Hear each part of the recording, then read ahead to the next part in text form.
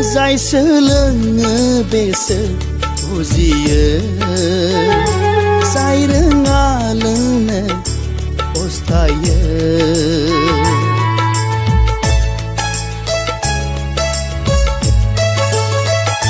जाय सोलोङो बेसो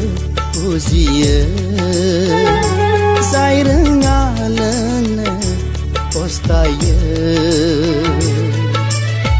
खौथि खौथि साबायखर जौखौ सोरजिग्रागिरि माब्रै दैथायहरखो नों अमृत बायदि थायो आंजों अराय लोगोआव बेला रोमजाब्लाथाय नोंनिनो बिखायाव बिरलांसै अब्लासो फोर दुखुआ गोजाना